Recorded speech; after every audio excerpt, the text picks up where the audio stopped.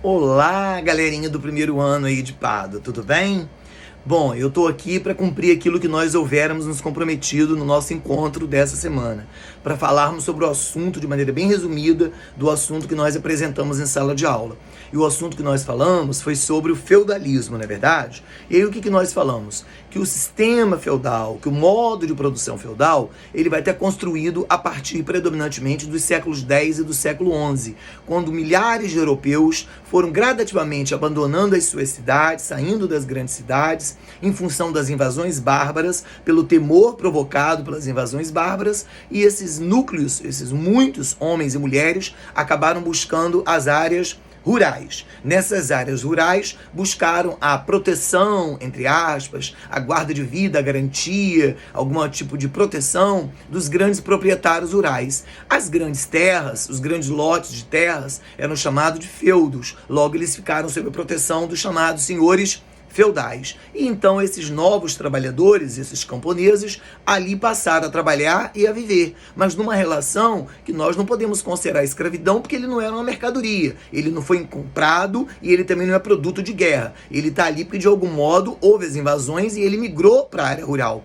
E então ele passou a trabalhar para o senhor feudal, ou para os senhores feudais, os muitos senhores, que era uma aristocracia, né, que é uma elite, nobreza. Ele passou a trabalhar para esses senhores na condição de trabalhadores servos. Então instituiu-se uma relação de servidão. Ele presta o serviço, ele trabalha na terra do Senhor, às vezes 5 dias na semana, às vezes 6 dias na semana, e em troca, em compensação, ele ganha o direito de moradia, de habitação, de habitar dentro da gleba, dentro daquela área, mas ele recebe em produto. Ele recebe em quê? Tantas sacas de trigo, tonel de azeite, tonel de vinho, né? Às vezes uma cabeça de animal, uma cabeça de gado, um cavalo, isso tudo ele pode receber como pagamento. Não é o pagamento no formato salário, como a gente tem hoje no capitalismo. Então não é uma relação escrava de produção, também não é uma relação assalariada de produção, é uma relação servil de produção. E todas as vezes que havia alguma sobra, todas as vezes que havia algum excedente, porque havia ali um dia na semana, ou um dia e meio, que ele trabalhava para ele, no lote que ele habitava.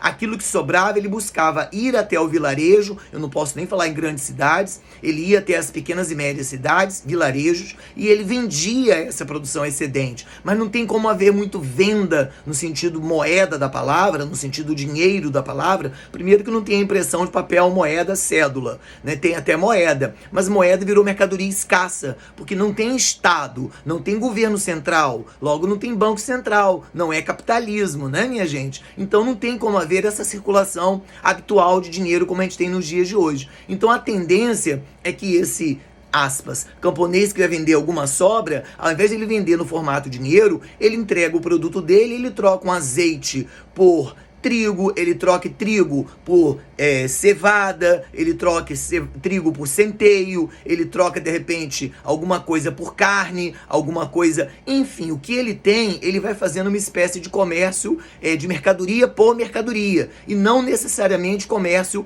monetarizado, não necessariamente comércio monetizado. Sendo assim, né, a vida é uma vida predominantemente rural, agrícola, tradicional, aristocrática, porque a nobreza domina, e a relação de trabalho predominante é a servidão. Beleza até aqui? Outro ponto que a gente quer chamar bastante atenção é de que não tem estados, não tem governos, não tem essas grandes instituições como a gente veio a conhecer no mundo moderno, que nós ainda vamos estudar. Mas a Igreja Católica sobreviveu e bem ao longo desse processo, porque pode muita coisa ter sido devastada nas cidades, mas a Igreja Católica manteve-se de pé. Como a Igreja Católica ela tem um lugar de controle e de comando nas cidades, ela tem um poder não só de organizar as paróquias, as comunidades, as dioceses, as arquidioceses, mas a Igreja Católica também arrecadava patrimônio, porque, por exemplo, o filho de um nobre ia casar com outra mulher de nobreza, pagava a realização do casamento com a realização, a doação de um pequeno lote. Então a igreja foi se tornando uma grande proprietária, uma grande senhora de terras. E além disso, toda a parte de desenvolvimento intelectual, todos os livros, todos os registros, todos os documentos que sobreviveram lá da Grécia Antiga e da Roma Antiga,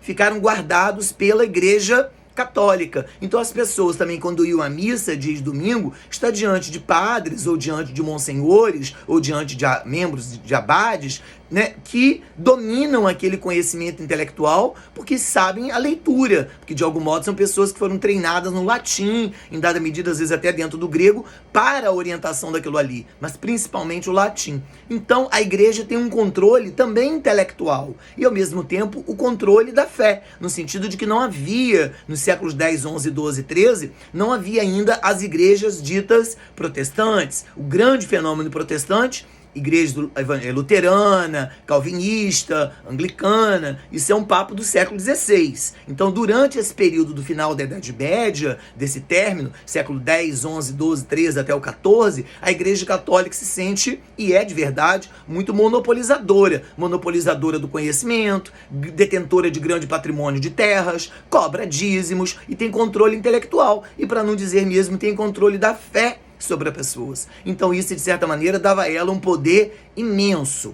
Então, a partir desses séculos que eu falei, 10, 11, 12, 13, 14, a estrutura da Europa Ocidental, e nós estamos falando de Europa Ocidental apenas, onde hoje é Portugal, Espanha, França, Alemanha, né? França, Itália, a estrutura que está ali dentro é uma estrutura que a gente chama de estrutura feudal. Repito, uma estrutura predominantemente agrária, uma estrutura predominantemente rural, aristocrática, baseada na servidão, em que talvez a grande instituição, já que não tem Estado, não tem ideia muito de governo, cada feudo, as regras são dirigidas, estabelecidas pela própria nobreza feudal, pelos próprios senhores feudais, a grande instituição que tem controle sobre esse processo é mesmo a Igreja Católica, tá certo? Em resumo, foi isso que nós dissemos lá na aula, tá certo? Eu agradeço muito a atenção de vocês e até a próxima semana.